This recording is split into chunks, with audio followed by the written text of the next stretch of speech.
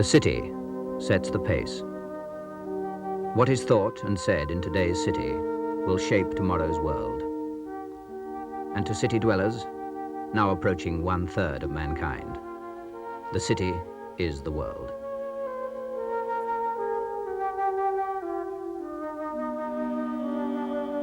So it is that here, in the midst of his most dazzling creation, man most quickly forgets just how earthy are his real origins and how basic the elements on which his true wealth depends.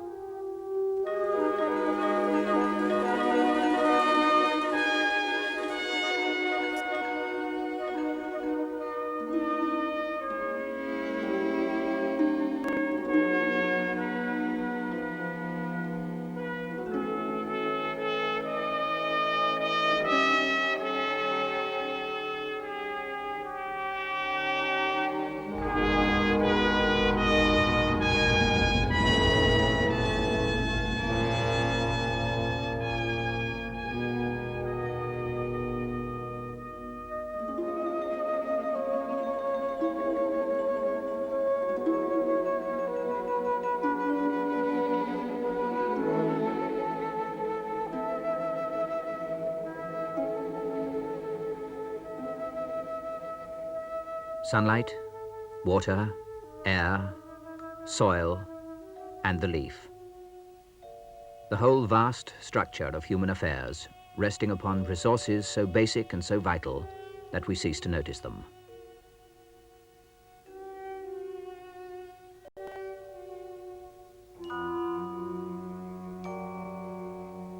Food links all living things.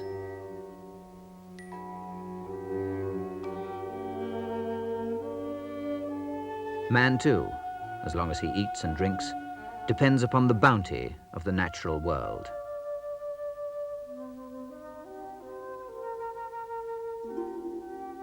The endless harvest, based upon the endless natural cycle of inexhaustible sun and regenerating air, self-renewing soil and indestructible water. How then could it be possible to exhaust the inexhaustible? Man assumes it is not. But behind every question of man's resources, there now grows one master question. People. 3,000 million of them. By the end of the century, 6,000 million. It took man's history to reach today's population. Now he will double in 30 years. People. Not only more, but wanting more. More food, more goods, more space. Man has always wanted these things. What has altered beyond measure is his power to get them. The machine. The machine with which man has done more to change the world in a generation than in the rest of human history heretofore. Nature and man. There is a balance, if we can find it. But every day, less of nature. Every day, more of man.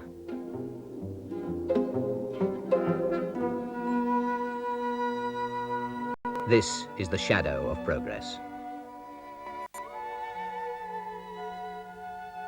The sum of the world's water remains constant. Water cannot be depleted, but its purity can. And so can its usefulness.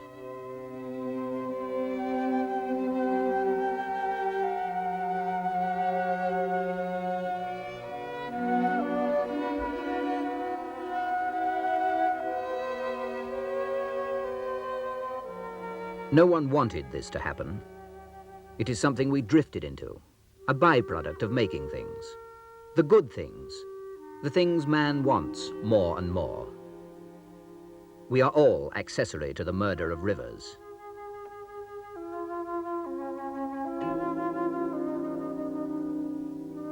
And so we have created a paradox, a scarcity, not of water, but of usable water. An inexhaustible resource in short supply.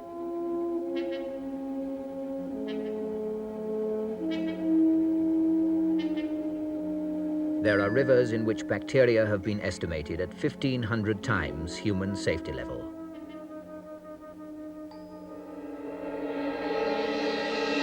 Rivers which must be continuously dredged of man-made wastes to keep them navigable. Rivers so clogged with rubbish that they have been declared a fire hazard.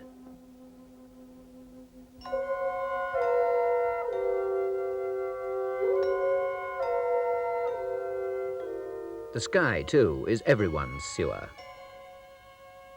This is the great airlift. Thousands of tons of daily rubbish on a free ride.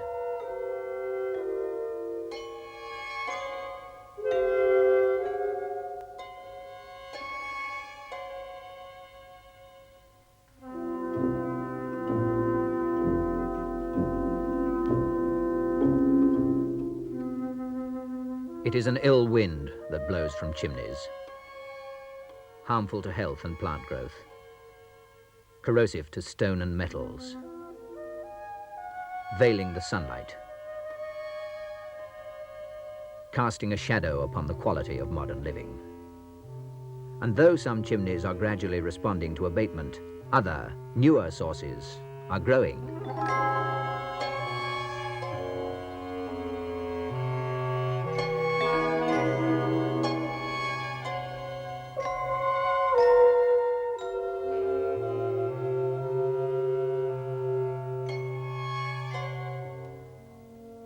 The aircraft and the motor vehicle.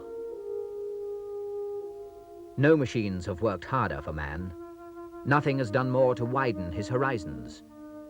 And yet, it is the same problem as with man himself, the problem of numbers.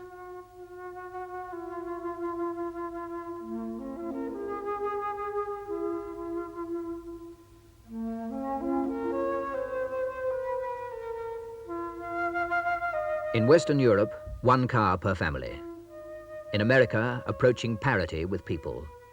And still, everywhere, growing.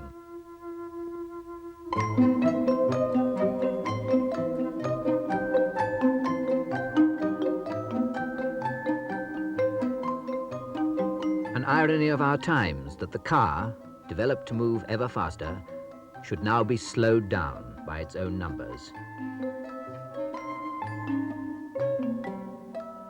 And as the car slows down, its exhaust fumes increase.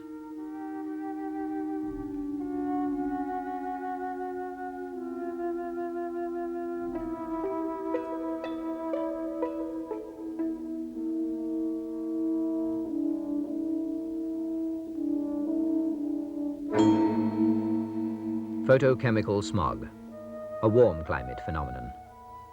Oxides of nitrogen and hydrocarbons, ill met by sunlight. And ice fog, again, no more harmful than normal exhaust emissions, though a bigger nuisance.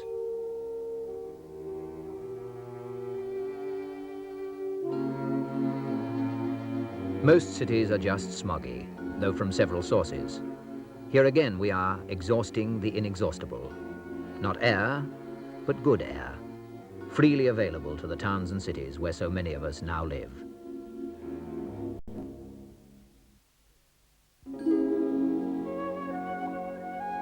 Lakes have one special problem. Fertilizers are made to grow crops.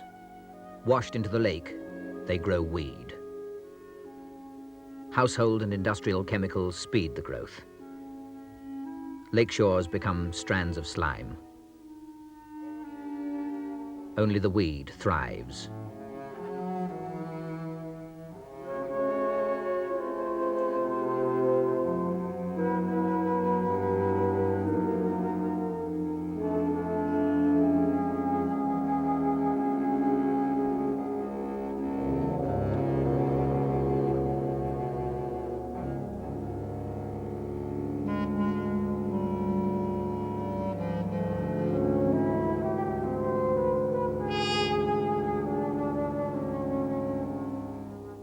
The rubbish of decay, and the rubbish that will never decay. The driftwood of our time.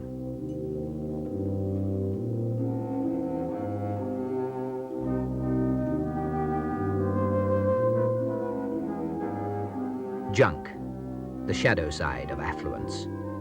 And junk sculpture, a comment upon the generation which put man on the moon without cleaning up its own backyard.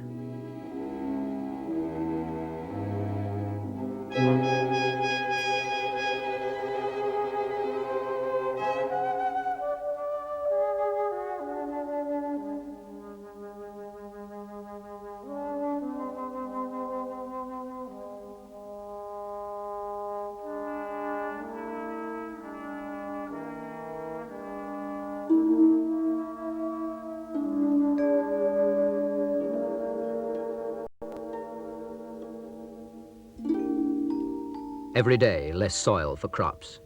Land lost under the wastes of industries. New industries, drugs, chemicals, plastics, detergents, all with problems of wastes and disposal.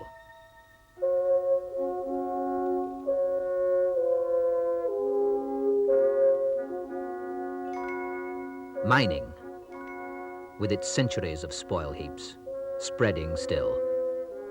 Its long legacy of dereliction and abandonment.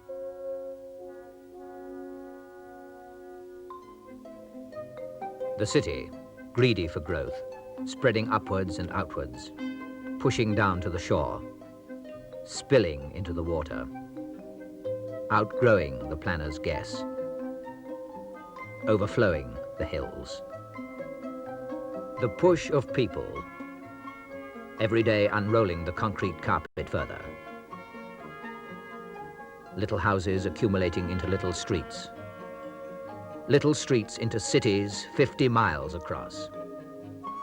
Every year less solitude, less green spaces, less wildlife.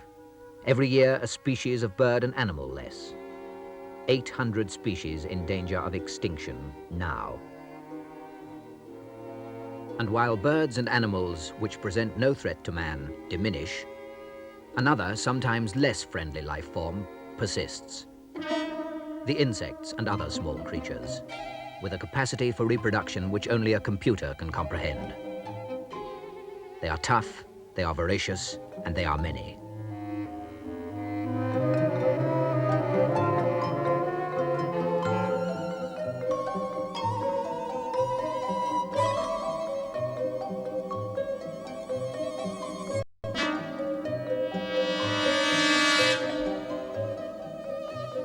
Fortunately, only a small proportion of insects are pests.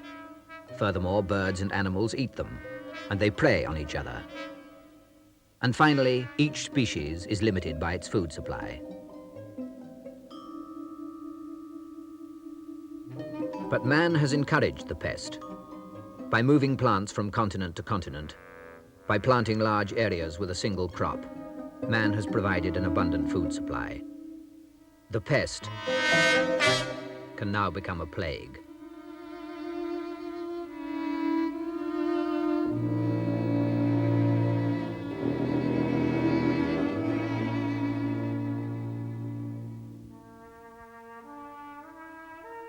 Man fights back. His early victories were astonishing. Yet within 5 years, the first resistant insects were reported. New pesticides, more spraying.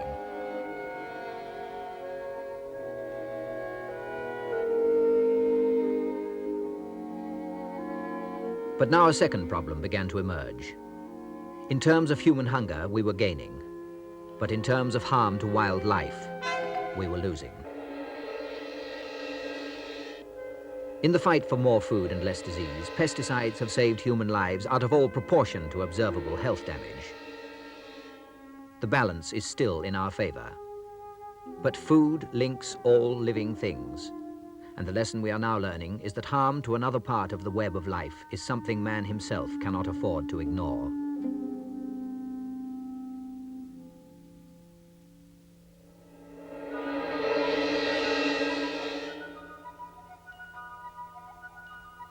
Because man cannot build or plough between the tides, this thin band at land's edge has remained as a ribbon of refuge, drawing millions of people each year. But the sea is also for ships, and of the vast tonnages now afloat, the largest portion carries oil. accidents like this could well have happened more often.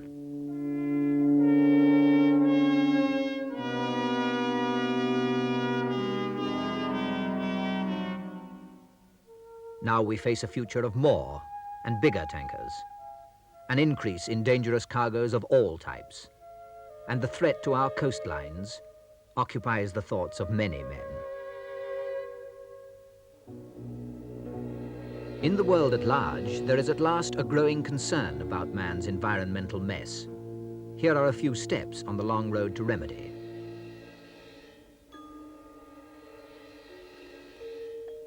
In Paris, the furnaces of 4 factories transform a city's garbage into electric power and steam for central heating. A mountain of junk reduced to a small pile of useful scrap metal. Thousands of chimneys traded for one, and this one filtered. Chimneys can be controlled. Pittsburgh, once the smoky city, spent $450 million on a clean air program, which revitalized a dying city center. Pittsburgh, from national joke to urban resurrection, in less than a generation.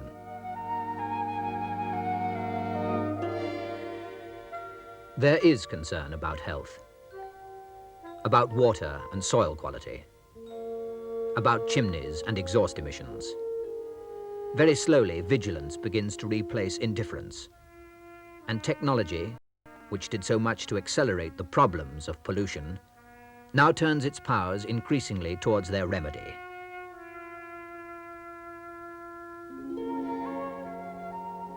In the Ruhr, water quality is regionally controlled. In one instance, a single sealed stream takes the wastes of a large industrial and urban area.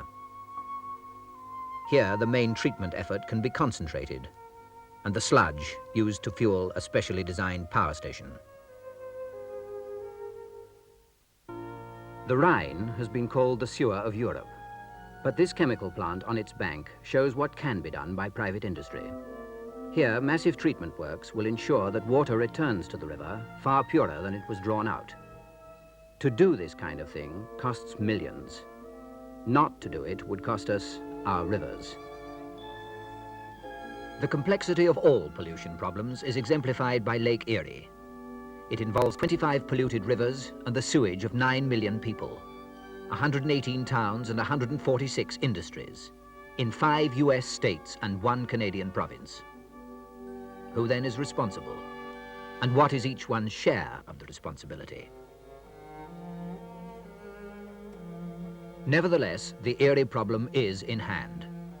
A concerted $1.25 billion program to return the most polluted of North America's Great Lakes to full health and usefulness.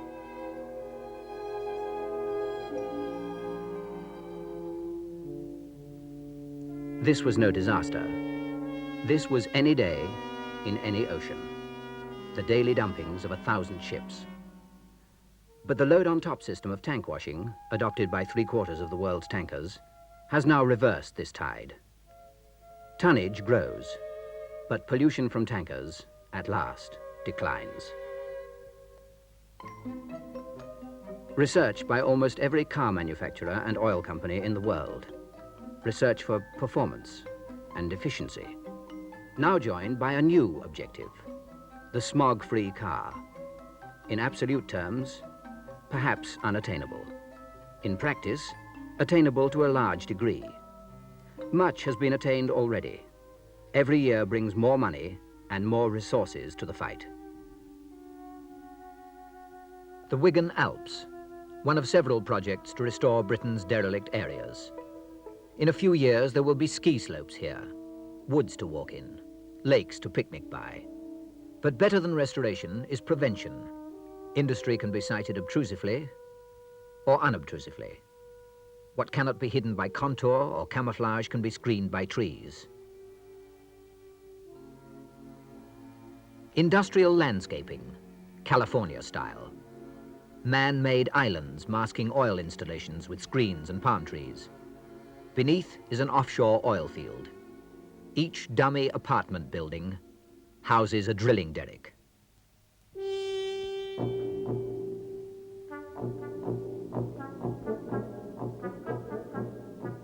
Which way will the city go? Up? Over? Under? Outwards? Downwards?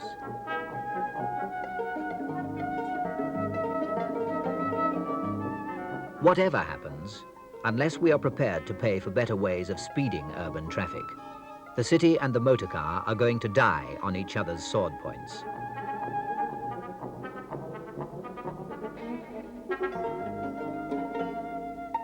Some say that more roads beget more traffic. Others, that activating several million cars is not the main problem of cities, but the quality of life for those who live in them.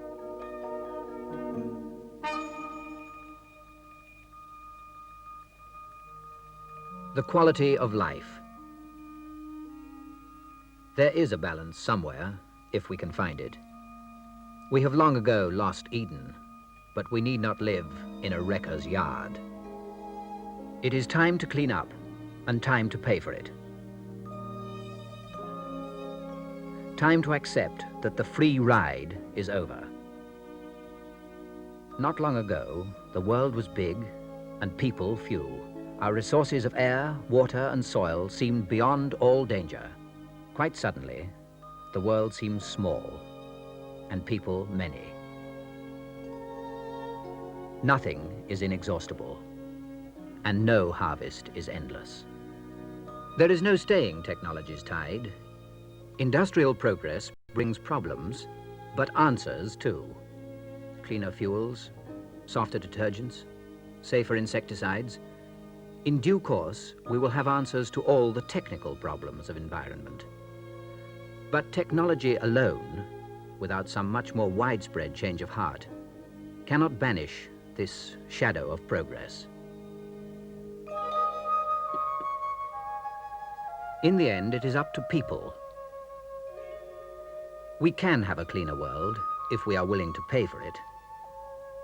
For a clean world is a world in which man works best. And in the long run, it is the only kind of world which can work best for man.